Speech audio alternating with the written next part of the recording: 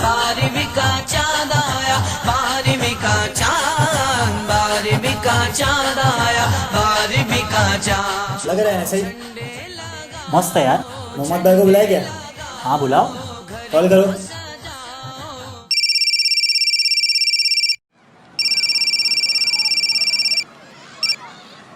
सलाम वालेकुम मोहम्मद भाई।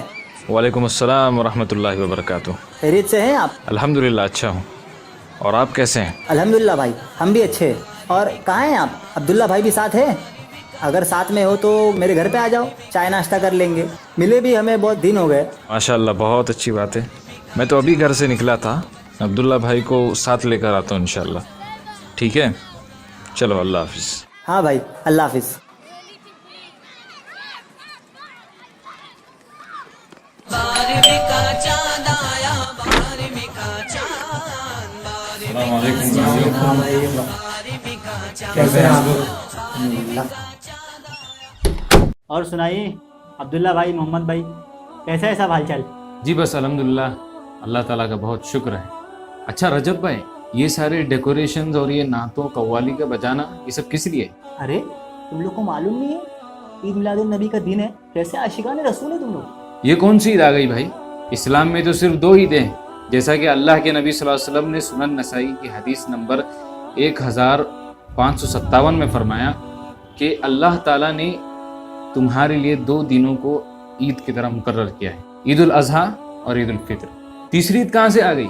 हाँ अच्छा, मैं मानता हूँ कि तुम लोग इसे एक ईद मानते हो, मिलाद नबी का जश्न मनाने को तुम ईद मानते हो, लेकिन अभी तो काफ़ी वक्त बाकी है उसके लिए। हमें जैसे ही रबीउल अव्वल का चांद दिखता है, हम वैसे ही सजावटें, नाते लगाना शुरू कर देते हैं। हाँ भाई, इतना मुकद्दस महीना है। अच्छा बताओ, ईद मिलाद की तारीख क्या है? इसे किसने और कब से इसे मनाना शुरू किया? मुझे नहीं मालूम है भाई, लेकिन बस इतना मालूम है कि हमें ईद मिलादुन नबी मनाना चाहिए। इंसानी तारीख में इससे बड़ा खुशी का दिन आज तक नहीं आया। और इतना भी मालूम है कि मुझे नबी सल्लल्लाहु अलैहि वसल्लम के चाचा अबू लहब ने इसे मनाया है, और हम मुसलमान होते हुए भी हम इसे नहीं मनाते। अबू लहब ने आप सल्लल्लाहु अलैहि वसल्लम की पैदाइश की खुशी में खुशी मनाई थी, न ये कि पैदाइश के दिन पर खुशी मनाई थी। अगर ऐसी बात होती तो अबू लहब नबूवत तक हर साल अल्लाह के नबी सल्लल्लाहु अलैहि वसल्लम के तारीख़ विलादत पर जश्न मनाते, लेकिन ऐसा किया।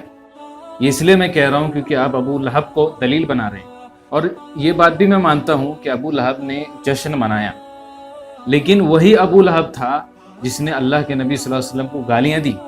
वही अबू लहब था जिसने रसूलुल्लाह सल्लल्लाहु अलैहि वसल्लम के मिशन पर पत्थर बरसाए।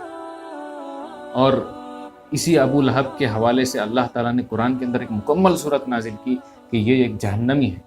और दूसरी तरफ थे सिद्दीक़ अकबर हज़रत अबू बकर रज़ी अल्लाह ताला अन्हु, जिन्होंने अल्लाह के रसूल सल्लल्लाहु अलैहि वसल्लम के मिशन को अपने कंधों पर उठाया, लेकिन उन्होंने अपनी पूरी मुकम्मल ज़िंदगी 63 साला ज़िंदगी में कभी भी जश्न मीलाद नबी नहीं मनाया। वो कमबख्त अबू लहब ने कोई अमल कर दिया तो तुम उसे दीन का हिस्सा कैसे बना सकते हो? आपको हमारी जितनी तनकीद करना है ना, कर लीजिए, हम इससे पीछे नहीं हटने वाले।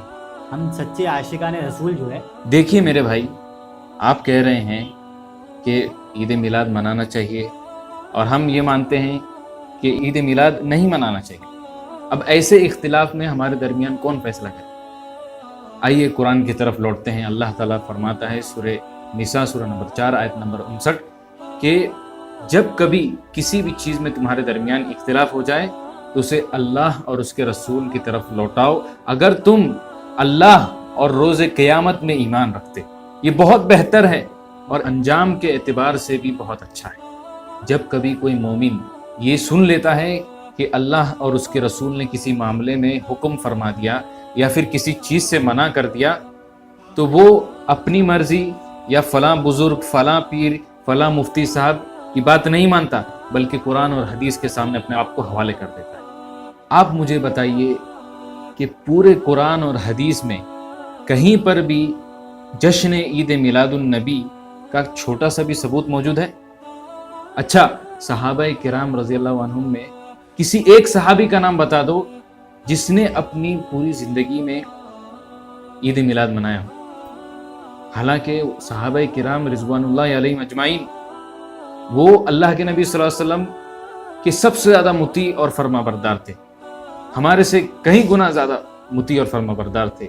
انہوں نے آپ صلی اللہ علیہ وسلم سے محبت کرنے کا سب سے زیادہ حق ادا کیا، اور صحابہ کرام ہی تھے جنہوں نے اللہ کے نبی صلی اللہ علیہ وسلم کی زبانی کلام اللہ اور احادیث مبارکہ کو سننے کا شرف حاصل کیا. ہمارے بڑے بزرگوں پیروں نے اسے بڑے شوق اور بڑے جذبے کے ساتھ منایا ہے، تو ہم کیوں پیچھے ہٹے؟ کیا وہ سب غلط تھے؟ نبی صلی اللہ علیہ وسلم اور صحابہ رضوان اللہ علیہم اجمعین کے بعد جو سب سے بڑے بزرگان اور ائمہ دین تھے، خصوصاً ائمہ اربعہ یعنی امام ابو حنیفہ، امام مالک، امام الشافعی اور امام احمد بن حنبل رحمہم اللہ، آپ ان کے بارے میں یہ سن کر حیران ہو جائیں گے کہ انہوں نے بھی کبھی بھی اپنی زندگی میں عید میلاد نہیں منایا، کیونکہ وہ بدعات کے سخت خلاف تھے اور وہ صرف سنت رسول صلی اللہ علیہ وسلم کے متبع تھے. اور جو کوئی شخص ایسا سمجھتا ہے کہ وہ صحابہ رضوان اللہ علیہم اجمعین، تابعین اور دیگر اسلاف امت سے بڑھ کر اللہ کے نبی سے محبت کرتا ہے تو اس سے بڑا بیوقوف کوئی نہیں. یہ تو ایسا ہوا جیسے سورج کو چراغ دکھانا. اچھا یہ بتاؤ، آپ لوگ جو عید میلاد النبی کو بدعت کہتے ہو اور اس کی مذمت کرتے ہو، کس بیسس پر کہتے ہو؟ اسے اتنے پرخلوص انداز میں منایا جاتا ہے، کیا یہ بدعت حسنہ نہیں؟ دیکھیے، بدعت ہر اس عمل کو کہتے ہیں جو دین میں عبادت کے نام پر ایجاد کیا جاتا ہے، جس کا نہ ہی قرآن سے کوئی ثبوت ہوتا ہے، نہ ہی سنت نبی سے کوئی ثبوت ہوتا ہے، اور نہ ہی صحابہ کرام رضوان اللہ علیہم اجمعین نے کبھی اسے کیا ہوتا ہے. یقیناً عید میلاد کا منانا اللہ تعالیٰ کی دین میں ایک کھلی بدعت ہے، اور یہ اسلام کے لیے ایک اجنبی چیز ہے. بدعت بدعت ہوتی ہے بھائی، اس میں کوئی اچھائی، اس میں کوئی حسن، اس میں کوئی خوبصورتی کی کوئی گنجائش نہیں. بدعت چاہے کوئی بھی شکل لے لے، یا بدعت کو کتنے ہی اچھے انداز میں کیوں نہ کیا جائے، کتنے ہی زیادہ اخلاص کے ساتھ کیوں نہ کیا جائے، وہ دین اسلام کے اندر سختی طور سے حرام قرار دی گئی، کیونکہ اللہ کے نبی صلی اللہ علیہ وسلم نے فرمایا، اور سب سے برے امور وہ ہیں جنہیں دین کے اندر ایجاد کیا جائے، اور ہر ایجاد کی گئی چیز بدعت ہے، اور ہر بدعت گمراہی ہے، اور ہر گمراہی جہنم کی آگ کی طرف لے کر جاتی ہے.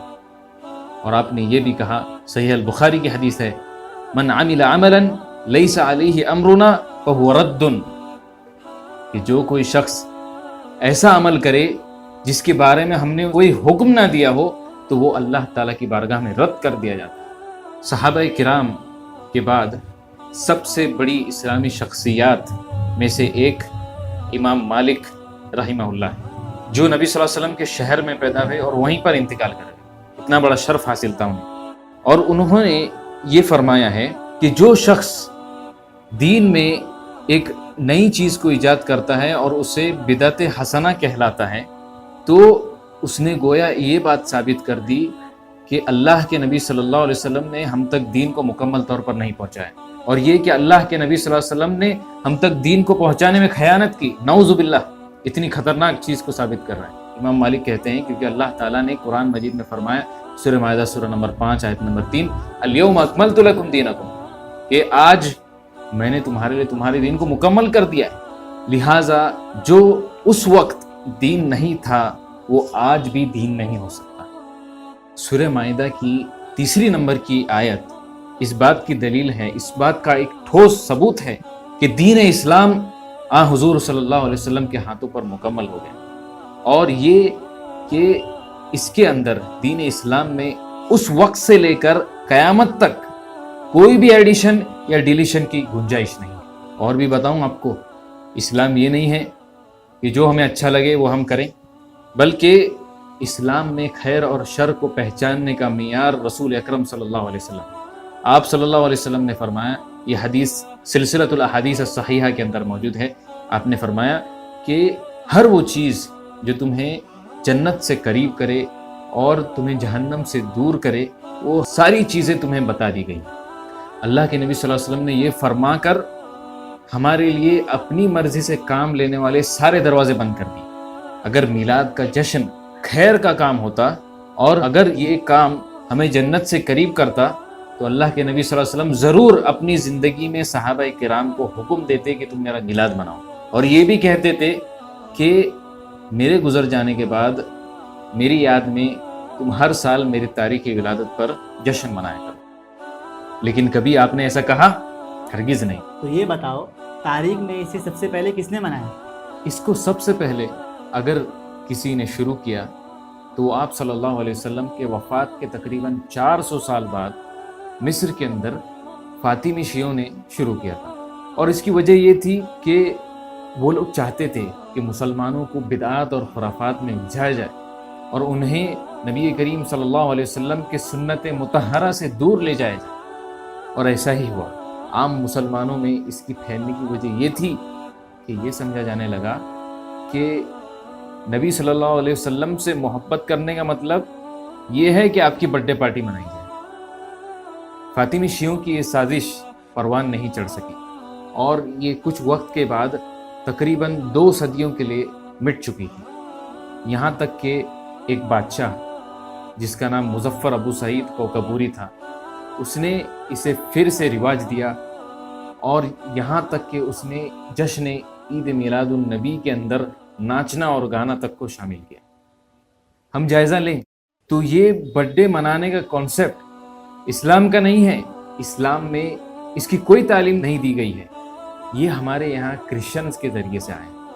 جیسا وہ لوگ حضرت عیسیٰ علیہ السلام کا برتھ ڈے مناتے ہیں، ہمارے کچھ لوگوں نے کہا کہ ہم اور زیادہ دھوم دھام سے ہمارے نبی صلی اللہ علیہ وسلم کے میلاد کو منائیں گے. یہ سخت حرام ہے کیونکہ اللہ کے نبی صلی اللہ علیہ وسلم نے ہمیں سختی کے ساتھ غیروں کی نقالی کرنے سے، غیروں کی مشابہت کرنے سے منع کیا. جیسا آپ نے فرمایا من تشبہ بقوم فہو منہم. سنن نبی داود کی حدیث نمبر 4031 ہے. اللہ کے نبی فرماتے ہیں کہ جو شخص کسی قوم کی مشابہت اختیار کرتا ہے تو وہ انہی میں سے ہے. یہ بتاؤ کیا رسول اللہ کی پیدائش پر خوشی منانا اظہار ایمان نہیں؟ میرے بھائی، ہر ایمان والا آپ صلی اللہ علیہ وسلم کی آمد پر خوشیوں کو محسوس کرتا ہے اور ہم آپ پر ایمان رکھنے والے آپ سے محبت کرتے ہیں. اور اس محبت کا یہ معنی ہے کہ آپ صلی اللہ علیہ وسلم کے اسوہ حسنہ کو زندگی کے ہر شعبے میں اختیار کیا جائے. آپ صلی اللہ علیہ وسلم کی سیرت طیبہ کو غور سے پڑھیں، اسے سمجھنے کی کوشش کریں، اپنے گھر والوں کو، اپنے بچوں کو سمجھائیں اور اسے دنیا والوں کے سامنے بھی پیش کریں. اور یہی حقیقی جشن منانا کہلاتا ہے. مزید آپ کو یہ بھی بتا دوں کہ آپ کے تاریخ ولادت کے معاملے میں مورخین سخت اختلاف کرتے ہیں. لیکن خیر، بحث کے طور پہ میں مان لیتا ہوں کہ 12 ربیع الاول آپ صلی اللہ علیہ وسلم کی ولادت کی تاریخ ہے جس پر آپ اعتبار کرتے ہیں. آپ اس بات کو بھی مانتے ہیں کہ یہی 12 ربیع الاول کے دن آپ صلی اللہ علیہ وسلم کی وفات ہوئی. تو آپ مجھے بتائیے یہ کون سی عقل مندی کی بات ہے کہ محبوب کے وفات کے دن پر اس کا جشن منایا جائے، خوشیوں کا اظہار کیا جائے. میں دیکھتا ہوں، اپنے مفتی صاحب سے پوچھتا ہوں، کیونکہ مجھے لگتا ہے اتنے سارے لوگ اسے مناتے ہیں، اس میں کچھ نہ کچھ ہوگا ضرور. اگر مفتی صاحب صحیح جواب دیتے تو اچھی بات ہے، اور اگر وہ مجھے چپ ہونے کے لیے کہیں گے تو میں ان سب چیزوں کو ترک کر دوں گا. جی آپ ضرور پوچھیے. ہمارا کام آپ تک حق بات کو پہنچانا تھا. اور یہ بات کو آپ ضرور یاد رکھ لیجئے کہ قرآن اور سنت کی دلائل کا کوئی توڑ نہیں ہوتا. اللہ تعالیٰ سے میں دعا کرتا ہوں کہ اللہ تعالیٰ ہم سب کو آپ صلی اللہ علیہ وسلم سے سچی اور عملی محبت نصیب عطا فرمائے. آپ صلی اللہ علیہ وسلم کی کل قیامت کے دن ہمیں شفاعت نصیب فرمائے اور آپ صلی اللہ علیہ وسلم کی رفاقت بھی ہمیں نصیب فرمائے اور ہمیں ہمیشہ اپنی ہدایت میں رکھے. آپ کی بات یقیناً سمجھ میں آ رہی ہے. آپ نے اس معاملے کی وضاحت جو اتنے دلائل کے ساتھ واضح کیا ہے، آپ کا بہت بہت شکریہ ادا کرتا ہوں. اور مجھے احساس ہوا ہے کہ اب تک میں گمراہی میں تھا اور ہم تک جو دلائل پہنچائے گئے تھے وہ بالکل ہی کمزور اور بے معنی تھے. اور میرا یہ ماننا ہے کہ قرآن اور حدیث ہماری مکمل رہنمائی فرماتے ہیں، اور اسی کے ذریعے مجھے احساس ہو رہا ہے کہ اب تک میں بدعت کا جرم احساس ہوئے بغیر کر رہا تھا. اللہ تعالیٰ مجھے معاف کرے.